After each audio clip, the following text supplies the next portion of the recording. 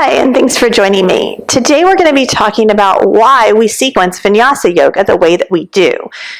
When we are sequencing Vinyasa Yoga, it's not so that people can just flow and feel good, although that usually is a nice byproduct of the practice.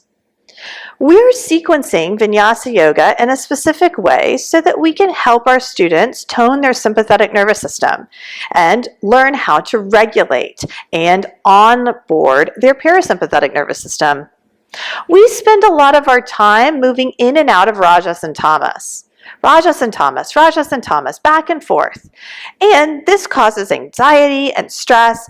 It causes adrenal fatigue, and it causes just a sense of malaise and feeling of meh. But when we can learn how to leverage the power of our nervous system to find more focus and more alignment, then we can begin to step into our power and we can manifest whatever we want. You know, the interesting thing about humans is that they don't understand that they are literally manifesting their reality. If I'm stressed out all the time and I'm constantly thinking that something's wrong or that somebody is upset or that there's conflict or dis-ease in my life, I will manifest that. It will happen. Have you ever broken up with somebody or maybe had a fight with a friend and then you go back to your Spotify playlist and you see that they're 100% breakup songs? Yeah, me too. It happens, and that's okay. Everything that we're doing, every interaction, every relationship that we have is all driven by the unconscious mind. So learning how to work with the nervous system almost as if we are a standard transmission will help our students to be more mindful and to regulate their body. So let's go back to this standard transmission analogy. If you've ever driven a standard transmission, you know that there's a clutch and there's a gear shift. And in order to move from first gear to second gear, you have to push in the clutch, you have to move the gear shift, and then you have to gently accelerate while you back off of the clutch. Now, sometimes we get frazzled, and if you've ever owned a standard transmission vehicle, you might have experienced this. You get frazzled and you stall at a light, and then you can't get the darn car to start again. You can't get it to move because you're so fragile. You keep popping the clutch, and so you're really not going anywhere. Well, our nervous system is the exact same as a standard transmission. Essentially, we get activated. And we get activated based on prior experiences, latent impressions, and, our own samskaras. Now, these activations basically are other people's insecurities that activate our own insecurities, or they're events that activate our insecurities. That's a lot of information just for the average person. Couple trauma and different attachment styles over that lived experience, and you've got a lot of Rajas and Tamas and a lot of spinning out. For many people, their nervous system is always running at a slightly hyper-aroused state. They become activated quickly and they react. And this reaction is what keeps them moving back and forth between Rajas and Tamas. When we can step back and notice that it doesn't have to be that way, that our perception of reality is truly what is building our reality, then we can begin to work with our reality towards a more aligned and balanced state. When we're aligned, we can manifest anything. And so yoga helps us to find that in our practice first and then off the mat. So let's go back to that nervous system again. What's going on in the nervous system? Well, we have a peripheral nervous system and we have a central nervous system. The peripheral nervous system is the part of the nervous system that contains the sympathetic and the parasympathetic. The sympathetic nervous system is our fight, flight, freeze, and the parasympathetic nervous system is our rest and digest. The central nervous system is the brain and the spinal column, and all of the nerve plexuses that come straight off of the spinal column and hit or innervate certain vital organs and tissues. The peripheral nervous system is responsible for taking in information from the outside world. It picks up energy in our external environment. It then relays that energetic message to the brain, and the brain processes it.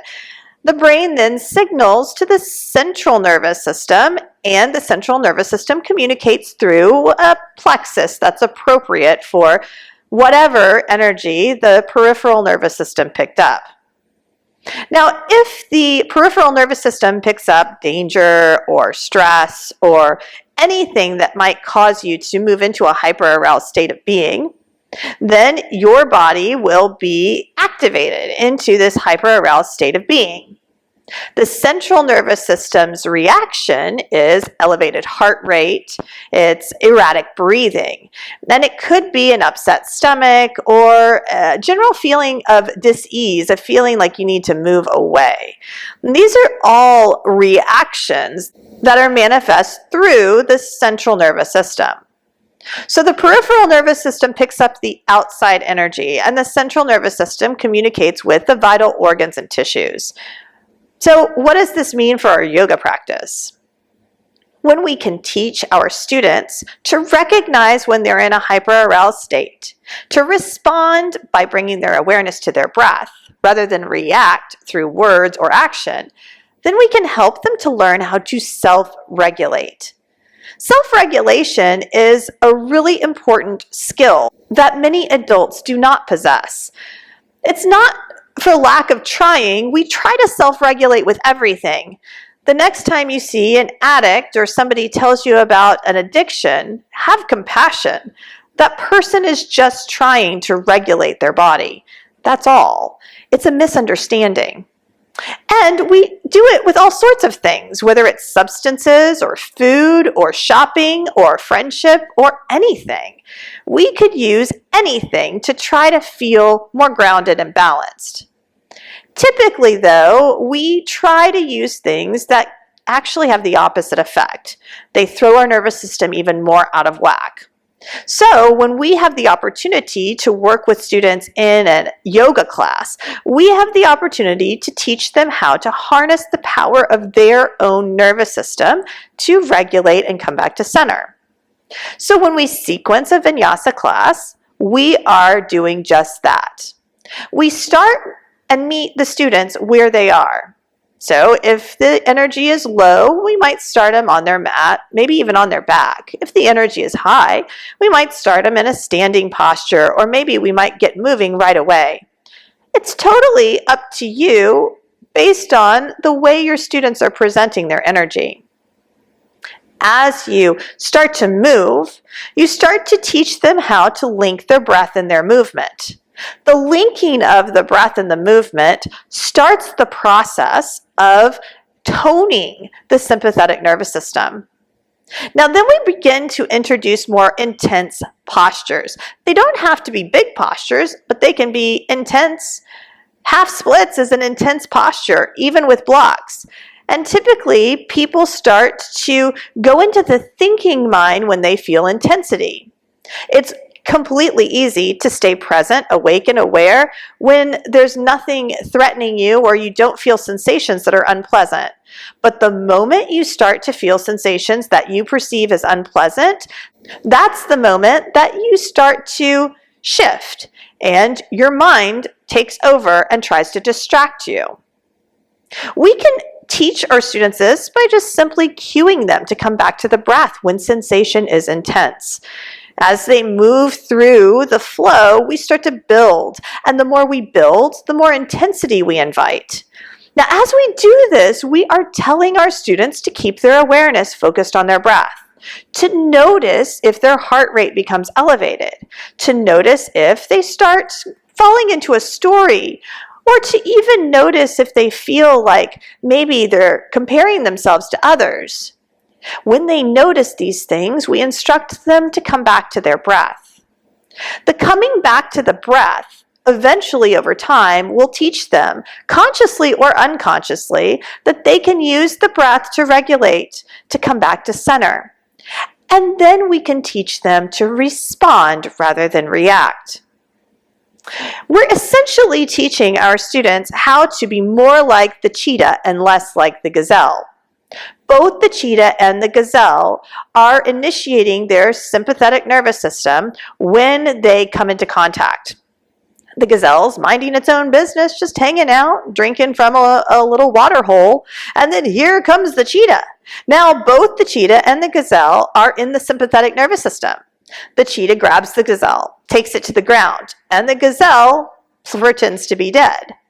When the gazelle pretends to be dead, it has a moment of reset. As soon as the cheetah turns around to defend its prize, the gazelle hops up, shakes it off, and runs away. That's a reaction, and it's based on evolution. The gazelle didn't think about it. It didn't contemplate how it was going to get out of that situation. Its body, its nervous system, is designed to do that. Our nervous systems are designed to do things too, like react when we feel threatened. And when our ego feels threatened, it doesn't know the difference between the ego as the mind or our sense of empowerment versus the ego as the physical body. To the ego, they're both the same. So when the ego feels threatened, the ego will retaliate. It will lash out. When we feel hurt, we lash out, not because we want to hurt the other person, but because we want to maintain our own safety and equanimity. We don't want to be in a situation where we feel threatened or unsafe. So we retaliate, and we do something that maybe we're not proud of, or maybe it didn't serve us. Maybe it just made the problem so much worse. When we can learn that that's not how it has to be, that we can actually train our nervous system to pause, to notice, to come back to the breath, to remember that perception is not universal truth, and that the only thing that is true is we are divine beings in a human experience, then we can let go of the old story. We can release some of that old karma, and we can respond in a compassionate and loving way. We first learn how to do this on our mat through our vinyasa practice. We learn not to compare ourselves to others. We learn to listen to our body. We learn to self-regulate in a way that is soothing and helps us to feel calm and complete. Then we learn to take these skills off the mat. And that's where the magic happens. The magic doesn't happen really on the mat. It happens when we apply these concepts and tools off the mat. It's important to note that learning how to tone your sympathetic nervous system and then learning how to initiate your parasympathetic nervous system requires practice over a long period of time. Once we build students up to that peak of concentration where they are the cheetah, not the gazelle, then we have to bring them down. We don't want to leave them there in an aroused state. We want to bring them back down, and we want to help them to learn how to calm and come back to center. This is what we do at the end of a vinyasa sequence. After moving them through a series of postures with progressive intensity, we start to bring them back down to the earth, and we start to unwind and create space for them to let go of the doing. There's nothing that needs to be done.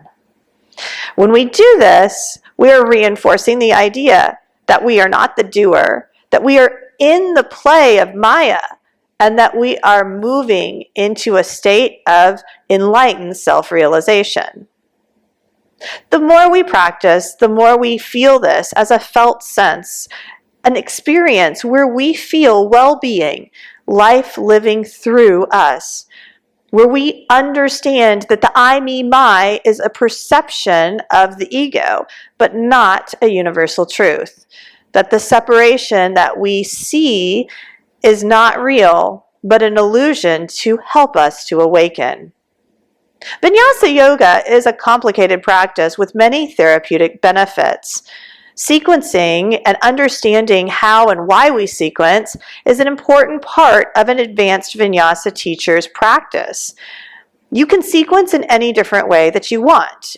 You might decide that you prefer sequencing around the spine more than you prefer sequencing around primary joint structures, and that's fine. But the structure of the sequence and why we're doing it is the same no matter what. When we are working in this way, we're actually toning and balancing each chakra from the ground up every single time we practice. It doesn't matter what pose or asana that we do when we are trying to activate or balance the chakras. It just matters what the intention is. For example, Warrior One can be grounding and can be appropriate for the root chakra, but it can also be appropriate for the solar plexus. Child's pose can be appropriate for the root chakra, but it can also be appropriate for the third eye.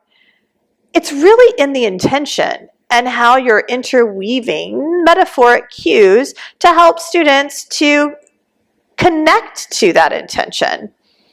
Ultimately, the power of vinyasa goes far beyond what the average practitioner thinks or knows. It is truly a transformative practice that can lead practitioners to an enlightened state of being. With practice and determination and guidance from a responsible teacher, students can become self-realized and can begin to uplift the collective consciousness.